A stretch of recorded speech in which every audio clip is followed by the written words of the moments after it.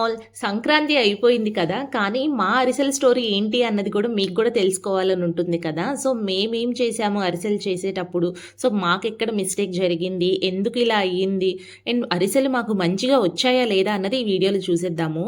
So, ఇక్కడ మేమొచ్చేసి 2.5 kgs రైస్‌నైతే మంచి రైస్‌ని తీసుకున్నాము. స్టోర్ బియ్యాన్నయితే తీసుకోలేదు. తీసుకొని మంచిగా వాష్ చేసేసి ఒక 2 డేస్ అయితే మేము నానబెట్టుకున్నామండి. చక్కగా క్లీన్ చేసుకుంటూ డైలీ ఒక 2, 3 టైమ్స్ క్లీన్ చేసుకున్నాము. ఆ తర్వాత పంపేసి పిండి మరకైతే పంపించాము. ఇక్కడ 1.5 కేజీస్ అరిసెల బెల్లం తీసుకొని మంచిగా ఇలా చాక్‌తో కట్ చేసుకోవాలంట. సో దట్ మనకి అరిసె అన్నది మంచిగా పొంగుతుంది అనేసి అన్నారు. సో ఎంత పొంగితే అంత మంచిగా ఉంటుంది కదా అని చెప్పి ఇలా కట్ చేసేసుకొని కొలతైతే చూసేసుకున్నాం. ఆ తర్వాత దీంట్లో ఇలాచీ పౌడర్ కోసం కొంచెం యాలక్కాయలు అండ్ షుగర్ వేసుకొని మిక్సీ పట్టేసుకున్నాం. అండ్ నువ్వులు కూడా రెడీ అయిపోయాయి. 250 గ్రామ్స్ నువ్వులు తీసుకున్నాం. ఈలోపు మాకు పౌడర్ కూడా వచ్చేసింది rice flour. So rice flour రాగానే జల్లించుకుంటూ ఇలా మనం మెత్తగా ఇలాగా కిందకి నొక్కుంటూ పెట్టుకోవాలంట. సో దట్ రైస్ అన్నది ఆరిపోకుండా మంచిగా ఉంటుంది. మనకి బెల్లం అదంతా తయారయ్యే లోపు రైస్ ఆరిపోకూడదు కదా, తడిగా ఉండాలి కాబట్టి ఇలా చేసుకోవాలి. అండ్ ఈలోపు బెల్లంలో కొంచెం వాటర్ని యాడ్ చేసి కాసేపు హీట్ చేసిన తర్వాత మనం వడకట్టేసుకోవాలి.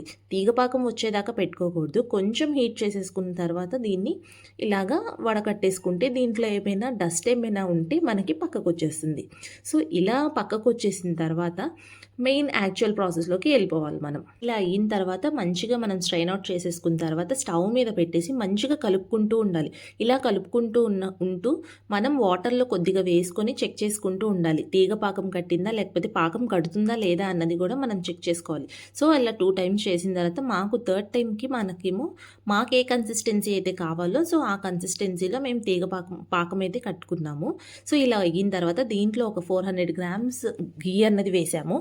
ఘీ వేసిన తర్వాత దీంట్లో నువ్వులు అండ్ ఇలాచీ పౌడర్ని మనం చేసుకున్నాం కదా, అది కూడా యాడ్ చేసేసి చక్కగా మిక్స్ చేసేసుకొని అండ్ ఇప్పుడు ఏముంది రైస్ని కూడా కలిపేద్దామని చెప్పేసి ఇంకా ఫుల్ ఆన్ జోరు హుషారులతో మేము మంచిగా కలిపేసుకున్నామండి.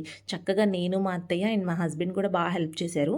ఇలా రైస్ వేసేటప్పుడు కూడా మనకి ఇలా జల్లిసుకుంటూ వేసుకోవాలంట. పౌడర్ లాగా వేసుకోవాలి. ముద్దల్లా వేసాము అంటే అది కొంచెం కరగడానికి కలపడానికి కొంచెం కష్టమైద్ది. సో మా హస్బెండ్ అయితే ఫుల్ ఆన్ జోష్లో బాగా కలిపేశారు.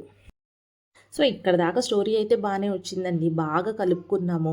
అండ్ మేము కూడా ఇంకా కడాయిలో ఆయిల్ అండ్ గీని కూడా మళ్ళీ యాడ్ చేసేసి అరిసె ఎలా అయితే వేస్తామో అలా వేయంగానే డిజాస్టర్ అండి.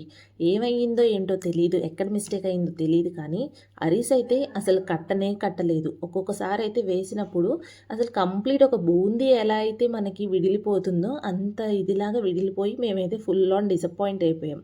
సో అప్పుడే ఒకళ్ళు చెప్పారు, ఇలా అరిసెలు ఒక్కొక్కసారి చల్లారిపోయినా కూడా మనకి మంచిగా వస్తాయి, ఒకసారి ట్రై చేసి చూడండి అనేసి అంటే మళ్ళీ స్టార్ట్ చేసాం. ఇలా మంచిగా ఒత్తేసుకొని ఆ తర్వాత మళ్ళీ ప్రెస్ చేసుకొని మళ్ళీ యాడ్ చేసాము. దీనికి టైం వచ్చేసి మేము ఒక 4 అవర్స్ తర్వాతే మేము మళ్ళీ ట్రై చేసాము. అంటే అప్పటికి బాగా చల్లారిపోయింది. And end of the result అయితే మేమైతే షాక్.